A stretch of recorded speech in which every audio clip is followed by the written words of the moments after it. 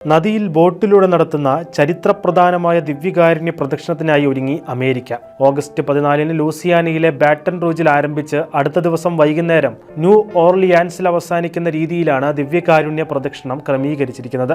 ഫെറ്റെ due Mississippi എന്നറിയപ്പെടുന്ന 130 mile പ്രദക്ഷിണം പ്രദേശത്തെ ഭരണാധികാരികൾ ഉൾപ്പെടെ വലിയ പ്രാധാന്യം നൽകുന്ന ഒരു സംഭവമാണ്. കാൽനടയായുള്ള ദിവ്യകാരുണ്യ പ്രദക്ഷിണങ്ങളിൽ കുരിശുമായി ഒരാൾ മുന്നിലുണ്ടാകും. തൊട്ടുപുറകിലായി ദിവ്യകാരുണ്യ ഈശോയുമായുള്ള വൈദികർ, അതിനു പുറകിലായി വിശ്വാസികൾ എന്നിങ്ങനെയാണ് പ്രധാനമായും കാണപ്പെടാറുള്ളത്. എന്നാൽ നദിയിലൂടെയുള്ള ഈ പ്രദക്ഷിണത്തിൽ പ്രത്യേകമായി നിർമ്മിച്ച 17 അടി ഉയരമുള്ള ഒരു കുരിശുമായി ഒരു ബോട്ടായിരിക്കും മുമ്പിൽ ഉണ്ടാകുക. തൊട്ടുപിറകിലായി മനോഹരമായി അലങ്കരിച്ച മറ്റൊരു ബോട്ടിൽ 14 അടി ഉയരമുള്ള വലിയ ദിവ്യകാരുണ്യ അരുളിക്കയും വൈദികരും ഉണ്ടാകും. കഴിഞ്ഞ 3 വർഷമായി US കത്തോലിക്ക സഭ ദിവ്യകാരുണ്യത്തിലൂടെയുള്ള ഒരാത്മീയ ഉണർവിലൂടെയാണ് സഞ്ചരിക്കുന്നതെന്ന് ബാറ്റൺ റുജിലെ വൈദികനായ ജോഷ് ജോൺസൺ പറഞ്ഞു.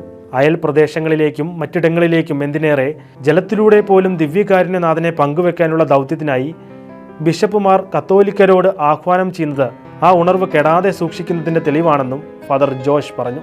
ബാറ്റൺ റൂജിലെ ബിഷപ്പ് മൈക്കിൾ ഡ്യൂക്കയുടെ കാർമ്മികത്വത്തിൽ സെന്റ് ജോസഫ് കത്തീഡ്രലിൽ അർപ്പിക്കുന്ന ദിവ്യബലിയോടെ ഈ വർഷത്തെ പ്രദക്ഷിണത്തിന് തുടക്കമാകും. തുടർന്നാണ് നദിയിലൂടെയുള്ള ദിവ്യകാരുണ്യ പ്രദക്ഷിണം നടത്തപ്പെടുക.